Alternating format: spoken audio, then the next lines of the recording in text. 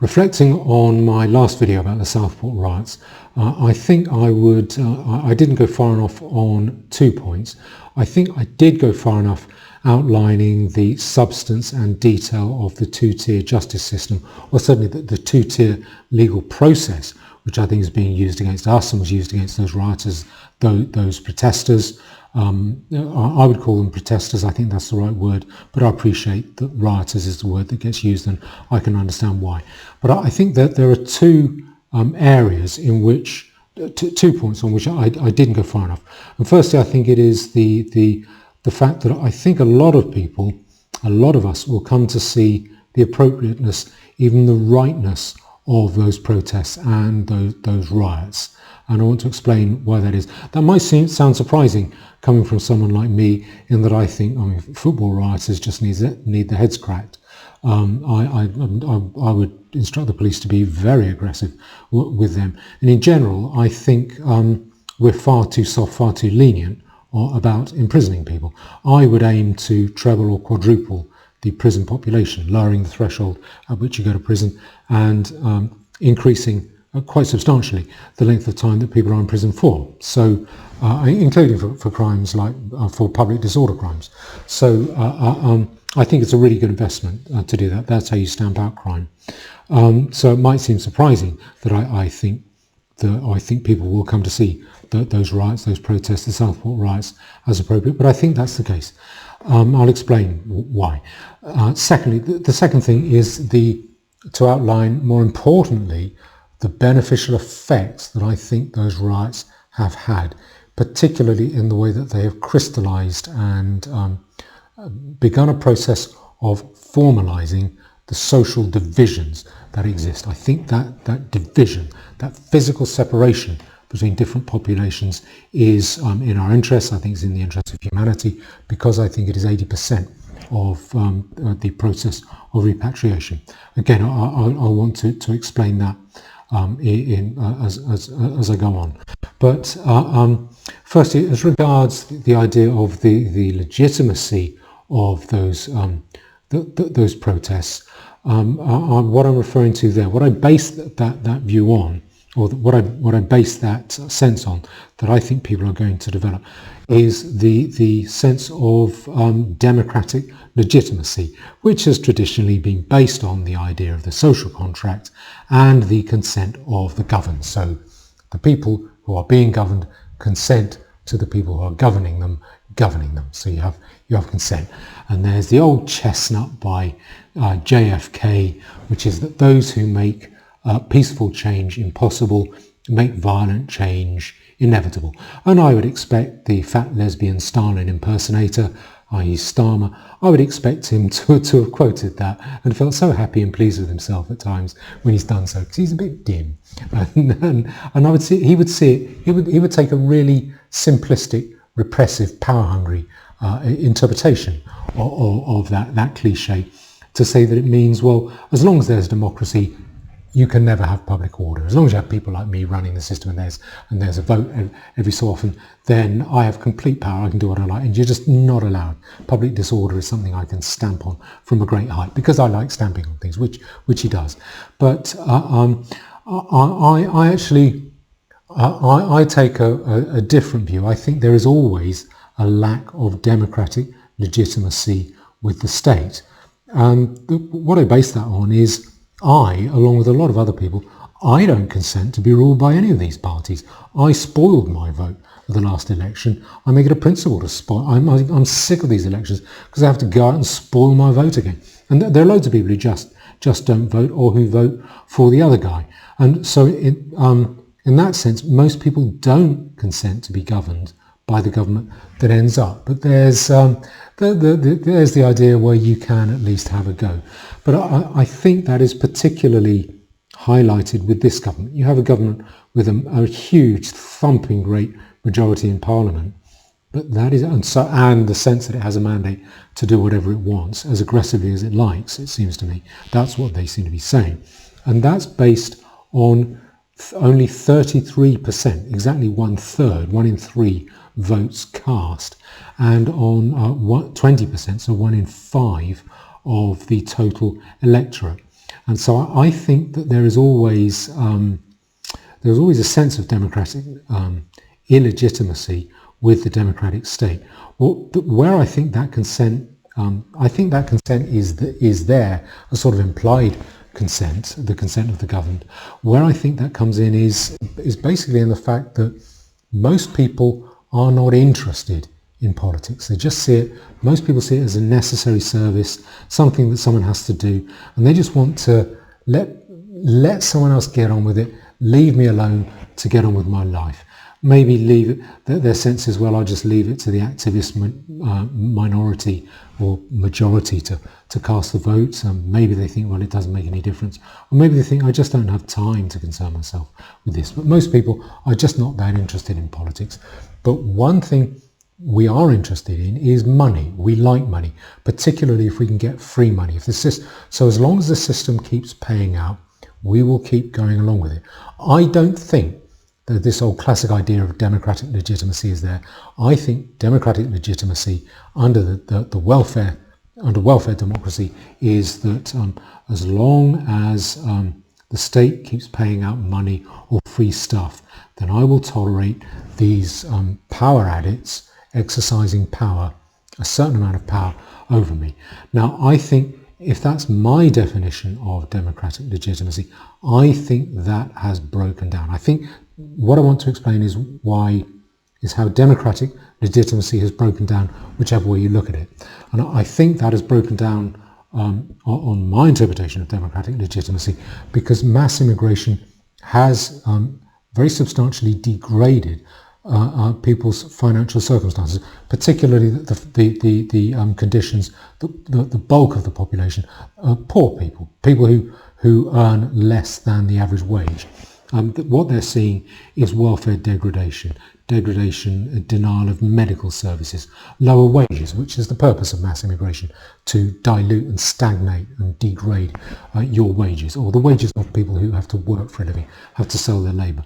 Housing shortage, social housing shortage, and particularly a loss of national identity, which is that's a valuable asset if you are poor. If you're poor, you don't have many other assets, but your identity and your sense of a shared culture, that becomes very valuable to you. It's often something that wealthier people forget and look down on and are snobbish about, including a lot of left-wing politicians, very snobbish about that with poor people. They think it's backward, retrograde, ignorant, and a lack of class consciousness amongst the poor. No, it is a valuable asset amongst the poor to have that sense of identity, particularly in a class-ridden society like England, where that sense of national identity, of nationhood, based on shared, almost a genetic identity, ethnicity really. Ethnicity, I think, is the key, which is part race, part culture. That is something that enables poor people to say, you may despise me, you may think I'm scum, you may look down yards of nose at me, but I'm the same as you, I'm from the same nation as you. You can't differentiate yourself from me. We're from the same pool of people. And so that loss to ordinary people, I think that degrades what I would call the bribed form of democratic consent, i.e. pay out free stuff and free money, and I'll give you this consent. I think that under my definition of democratic legitimacy, that has failed.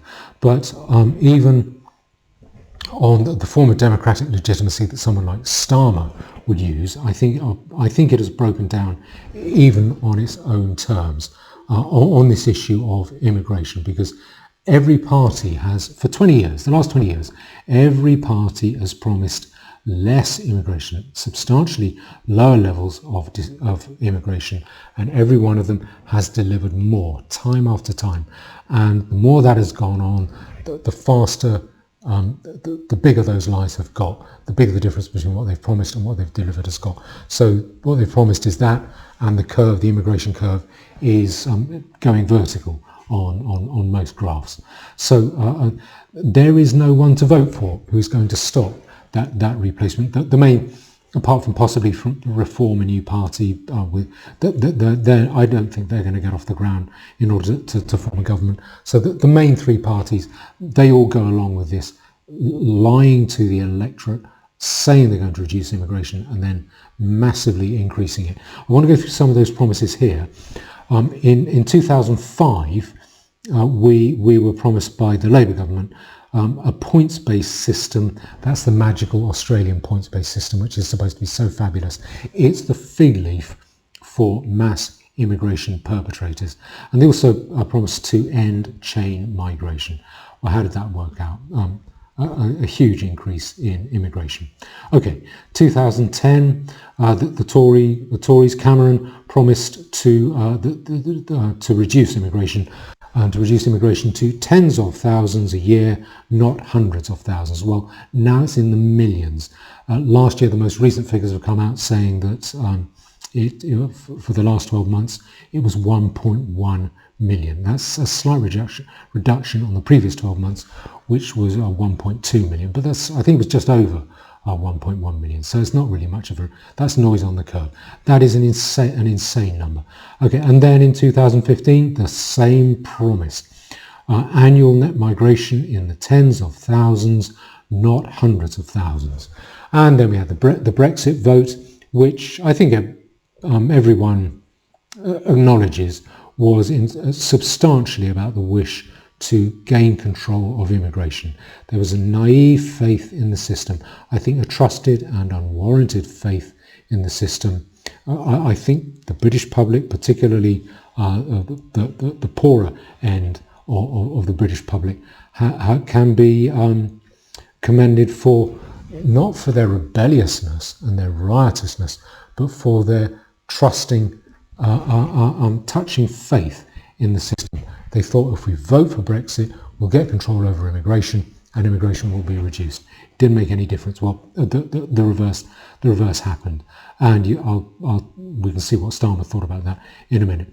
Then the 2017 election, again, Tories said we want controlled, sustainable migration with net migration down to the tens of thousands. Again, that same promise.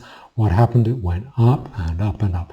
Then in 2019, we wanted, quotes, a points-based system. This was under Boris.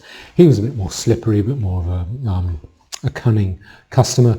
And he said what he promised, there will be fewer low-skilled migrants and overall numbers will come down. And overall numbers more than doubled. So, and then you come to the 2024 Labour manifesto. I find it very suspicious what they've done. If you bear with me, I want to show you their manifesto and what they're saying now about their manifesto. So, hold on. So this is what their manifesto that was published at the time said at the time of the election. So Labour will reduce net migration. Failure to do so reduces the incentives for businesses to train locally, blah-de-blah-de. Now that was there. That was there. Look at it. What a weirdo. Incidentally, if you look at Starmer, there's something wrong. He's got particularly if you look at pictures of him when he was younger and didn't wear the glasses, he's got a kind of diagnosis squint in his eye. I think there's something wrong with him, and I think he's going to take it out on us. But anyway, that's what he promised at the time of the election. But if you go now to the Labour Party website, I don't know how to explain this, but read the Labour Party manifesto. So that's labour.org.uk change. Read the Labour Party manifesto. Yes, get rid of that. Oh, there he is again. Now, under that document, if you type in that URL and you look for anything about immigration, migration, there's nothing there at all. So that's if you Google for the Labour Party manifesto, that is what comes up, and you don't see any mention of it. I think that's significant. My point is that this problem of governments or politicians promising making one promise when they're elected and doing the complete opposite on immigration, really ramming it down our throats once they're in government, I think that is set to continue. And I think that is in line with, I think Starmer, he's got some form for this. So I think what this looks like is Starmer, like other politicians, realising The electorate are concerned about this. They want a reduction in immigration. But now what he's doing is he's trying to be a bit cunning. He's not that bright. This is cunning for him, what he thinks of as political cunning. He's sort of scrubbing it from the upfront manifesto. So it's in hopes he's not going to get nailed on it later. I don't think it's going to work. I think that's stupid person's cunning. But you have this, he has form for this with his Brexit negotiation, his Brexit comments. After Brexit, he was the Brexit negotiator. And what I want to show you is what he was saying there. If we look at that one, Brexit, this is a Sky News report. Brexit must pass 6 tests, says Labour's Sir Keir Starmer. Labour will not support any Brexit deal without the exact same benefits as the single market brings, Keir Starmer says. He wanted the single market returned. He wanted to go back to that.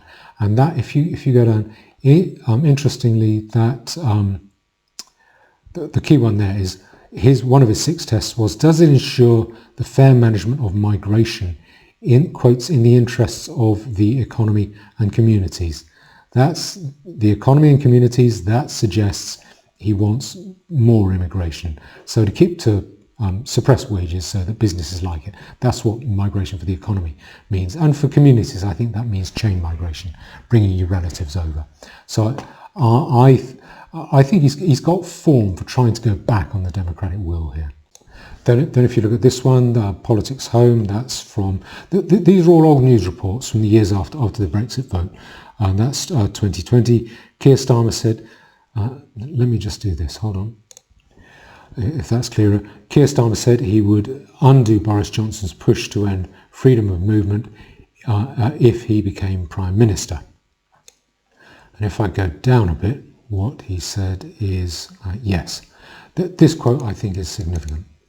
He said, we welcome migrants, we don't scapegoat them. This is nonsense. It's not scapegoating anyone to reduce immigration. Low wages, poor housing and public services are not the fault of migrants. The numbers of them, it dilutes wages, it's supply and demand. People who've come here, their political failure, they are political failure. So we have to make the case for the benefits of migration, the benefits of free movement. So again, that's him as saying that as Brexit negotiator.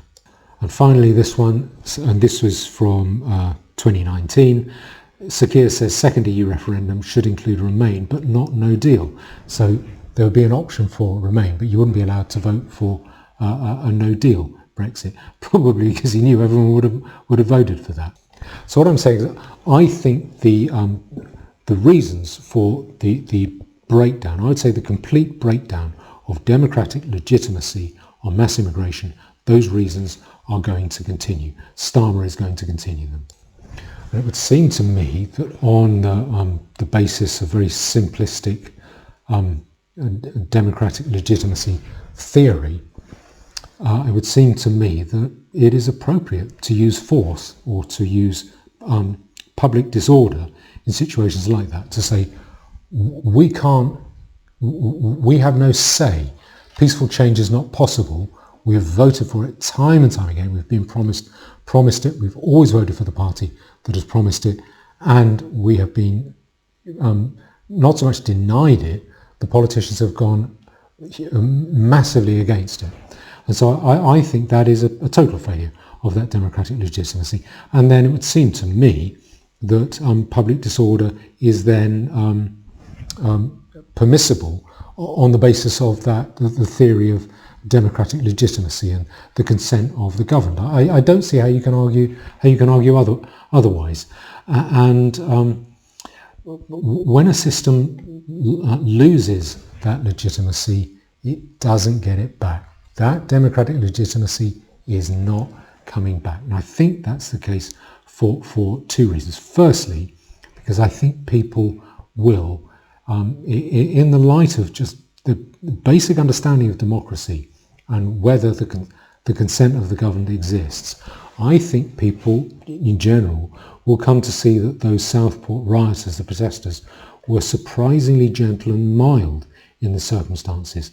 Nothing like as violent as that idea of democratic, the consent of the governed, the theory of democratic legitimacy would give them the right to be. So to that extent, I think a lot of people might come to see those riots as quite appropriate.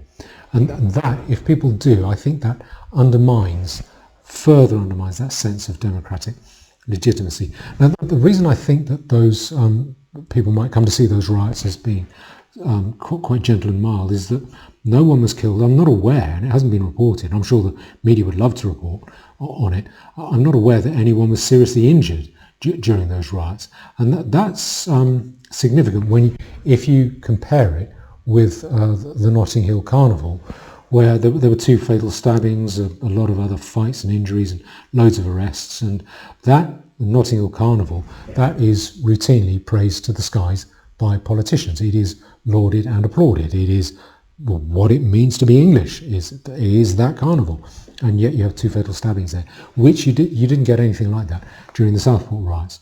So, and the second reason why I think that democratic sense of democratic legitimacy on this issue is not going to return is because I think Starmer is going to continue to deny it, partly for the reasons I've given, but partly because he's not going to stop with mass immigration. I don't think that's going to stop, and I think he will double down on the 2-tier legal procedure, and to a certain extent the 2-tier justice, 2-tier law, that to some extent, that I think it was applied to those Southport protesters. I think that's going to continue. I think that further undermines that sense of democratic legitimacy.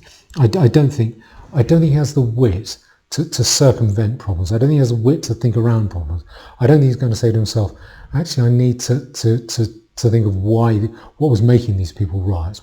Was there a concern there that I need to deal with? He's not acknowledged that, not one little bit. I think probably on principle, I would say. I think he's that stubborn. I think he's that repressive. So I think that sense of democratic legitimacy, that is gone. That is not coming back. And so the result of that, in general, the overall point, or the conclusion of this, is that I think it's right to see those rioters as political prisoners now, because their aims and their methods were political and can be justified by political theory. I don't believe they were talking about John Locke and the consent of the governed and thinking about that when they rioted, but they had politics in mind, and you can use that idea of democratic theory to justify what they were doing. I think people will come to see it as justified under that. So I think it's right to view those people as political prisoners, and it's right to support them. Again, I'm surprised to hear myself saying that. I certainly don't believe that one man's terrorist is another man's freedom fighter, or all that nonsense. But I think it applies here for specific reasons. And that means that we have every right to support them, and we should. I think to a certain extent we have a duty to support them whilst they're in jail. We should do that. It's a good thing to do. And when they come for me, when they jail me, it will mean the world to me if people write to me and support me. Patriotic Alternative have got up a campaign for that, which I think is very good, well worth contributing to, where they're basically going to support people, those people who've been jailed. And I think it's right to do that. I'll leave a link down below this video. Click on that and go and support them. None of that money is going to end up going up Tommy Robinson's nose. It will go to the right ends. So I think it's worth supporting. And I would do it for you. Please do it for me when they come to jail me. Okay. So the second thing about those riots that I think I didn't go far enough on previously is the beneficial effect that I think those riots and those protests have had. I think the beneficial effect relates to the sense of social division that they will have crystallised. I think that division of populations along ethnic lines, I think that is beneficial. I think that is in the long-term interests of humanity. I think it will save bloodshed. Okay, give me a moment. Now, if I show you this tweet, this is from August the 10th. So I think that was after the Southport riots. It wasn't an immediate response to it. This is Muslims on the streets in Hounslow today, chanting, masked and armed with weapons. The police just casually drive by. So that's the, if you see that. That I think is a cause and also a symptom of ethnic social division, social separation. There's the police, if you can see there, just driving past. Okay, and the next one is this one. There have been a few of these. If you can see that, this report from the Daily Mail, this is from Alum Rock in Birmingham. There seem to be quite a lot of these around Alum Rock. No whites allowed after 8 p.m. Basically, they're saying, this is our territory now. This is not your territory. I think that is significant. That is certainly, that is flat out ethnic separation, ethnic division. This is our territory, you stick to your territory, we'll punish you if you stray into our territory. And people are going to take that message on board. And there's plenty more where that came from. These are three others. None of these, I think, they don't look like, bear with me, they don't look like the same handwriting. That's lowercase. This is uppercase with the dot over the I. That's Islamic when you have that. Capitals with the dot over the I. No whites, something like that. I'm guessing that says Free Palestine, and no whites allowed. So I reckon that's pretty widespread, and that's going to spread wider, I think. And again, that is pretty rapidly hardening social ethnic division. I think that probably is a result of the Southport riots, in response to that. So I think the Southport riots have triggered that, they've crystallised that sense of division. But it's not just about violence and militias, it's also about public services. There's, sorry, if I just go here, this is quite a good post from Jada Franson. She's observed this on August the 5th. We now have two communities randomly attacking each other in their vehicles. So there's that one there on the left. That's Southport rioters. It's pretty unpleasant, that one, actually. They're pushing a bunch of Eastern Europeans, I'm guessing Roman gypsies, out of their car. And the next one is a bunch of Muslims attacking someone else, I think some other Eastern Europeans in their car. So we're seeing the start of racial religious segregation in Britain, and if so, do you support it? I think it's ugly, but I think it is beneficial. I think it is a good thing. I'll explain why in a minute. But it also relates to services. And hold on, let me do this. Okay, this one, this Daily Mail report. My Gaza ceasefire vote speeded up my NHS care, says MP Jess Phillips. Now, I have a kind of affection for Jess Phillips. I think she is a hardline ethno-nationalist in the making. What you're watching with her is a really ultra slow motion, frame by frame movement from stupid brainwashed liberal lefty over to really hard ethno-nationalist, because she's really getting that red pill shoved right down her throat like some poor OnlyFans girl, and it's amusing to watch. The only thing is, before she becomes a hardline ethno-nationalist, I hope she will cease to view it as a sign of virtue to look like she has just come out from her night shift in a rub and tug sauna. I don't know why she always tries to look like that. It is not a becoming look. But other than that, I have some. She tends to point out things that we should support. So I have a kind of affection for her. What she's talking about here is, and they're saying it's about the two-tier system.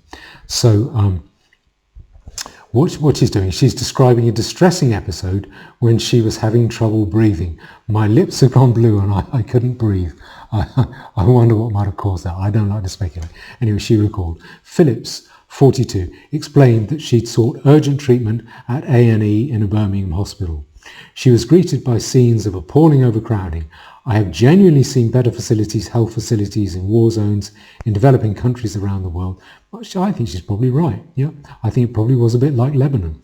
And the minister continued. Nevertheless, eventually she got to the front of the queue. And so if I go down here, I go down and down. But this, she said, was undoubtedly for two reasons only. I got through because of who I am. Well, that's nice of her to admit that. Also, the doctor who saw me was Palestinian. As it turns out, almost all the doctors in Birmingham seem to be. Why Birmingham? I wonder why Birmingham. While in opposition, Phillips resigned from Labour's front bench to vote in favour of a ceasefire in Gaza, etc., etc. Her vote, she said, was the other reason that she received preferential treatment. He was sort of like, wonderful English, yeah, standard English. He was sort of like, I like you, you voted for a ceasefire. Because of that, I got through quicker. Now, I think that contributes to the sense of territorialism, ethnic division. That's Muslims saying, we run the hospital, we run the service, we decide who gets to the front of the queue, and it's people who do things that we Muslims like. Again, I think that will contribute that will harden and further trigger ethnic separation and white flight. Now, you could say that that's a bad thing because white flight means we're surrendering territory. I think it's a good thing. The reason I think it's a good thing, the reason I think that's beneficial is because at some stage we are going to need massive, wide-scale repatriation in the tens of millions from our countries. So foreign populations being repatriated or repatriating themselves to their countries of origin. And 80% of that task, it's not boats, it's not planes, it's not holding camps, it's not soldiers with guns. It is simply separating out the populations. Once you've created that separation, the harder and clearer that separation is, the better. Then it is quite easy to accomplish that repatriation. 80% of that, I would say, is separating out the populations. And if the opposing population are doing it themselves, then that means it's violence free. It's based with very little bloodshed, and that is the aim. The aim is to repatriate, but to do it in a way that is peaceful, reasonably consensual, without violence. That means it's much more likely to be successful, and we're much less likely to degrade our own moral authority that we hand down to future generations. So that's the aim. Widespread, massive repatriation that's done in a peaceful way. And if the opposition population are doing 80% of the job themselves voluntarily, that means no bloodshed, no need for bloodshed and violence. And I think that is precisely what the opposing population, foreign populations, are doing. And I think it is unlikely that it would have started so soon without those Southport riots. I think those Southport riots triggered it. They gave permission. They riled up the foreign populations to do that, to create that sense of separation. To create the very real physical separation, which is what they're doing. And I think that separation is going to continue. I think that ball has started rolling down the hill, and I think you can't stop it now. It's just going to keep rolling faster and faster and creating harder and harder, clearer lines for separation. But probably I would see in times that becoming accommodated by police policy, which is sordid and ugly. It disgusts me, but I think it is necessary. And that is good for us. The best way to win a battle, the best way to win a war, the best way to win any kind of conflict is to get the enemy to fight the battle for you. If you can do that, you win easily. And I think 80% of that, the enemy have started, or the foreign populations, the opposing populations have started doing that themselves. Now, what happens with the other 20%? I'll go into that. I think that can also be done. We can get them to do that themselves. We don't have to force it on them. We can get them. They will put themselves in a position where they then complete the other 20% themselves. Once they are separated out, and once the state and the welfare state falls over, which I think is unavoidable, then what I think you'll get is degradation in those foreigner areas. The conditions of life, I think, will plummet fast. Now, some people say that my view, they misrepresent my view, that my view is simply when the welfare state runs out or when they stop getting paid welfare, they will go home. I don't believe that. I think most of the foreign populations who come here would come here for the work, and not primarily. Many of them, they love to fiddle the welfare system, but I think they would stay even if the welfare system fell down. I think that they're happy to be here for some form of work, and I base that simply on comparative GDP per head, which is between 10 and 100 times. You can make between 10 and 100 times what you would make there if you were in Britain. So I don't think it's enough simply to deny welfare. I think it means that those foreigner populations have to be shut out from the indigenous English population. And I think that will happen when the state falls over, so long as the populations have separated themselves out hard enough and clearly enough. And I think the fact that those Southport riots have prompted foreign populations to start separating themselves out, I think that is an excellent start. I think it then means that we can accomplish repatriation in a peaceful, humane and reasonably bloodless way.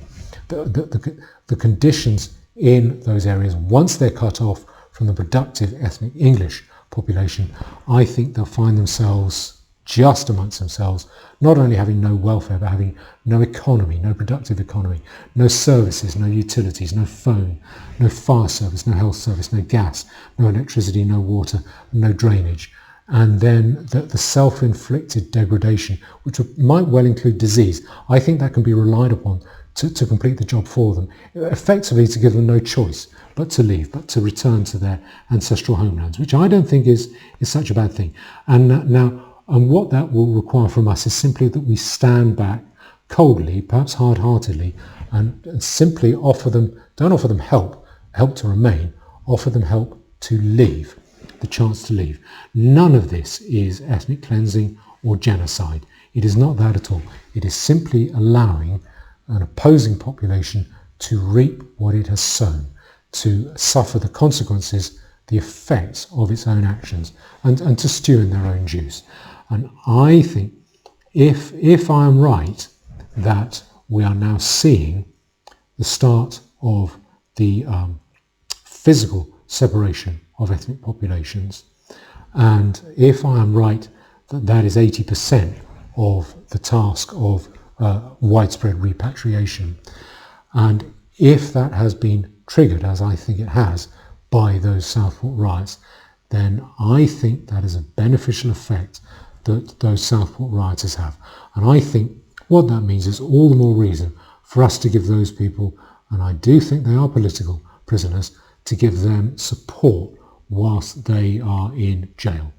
And so I would ask you to do that. Please click the link below this video and do that. So thank you very much.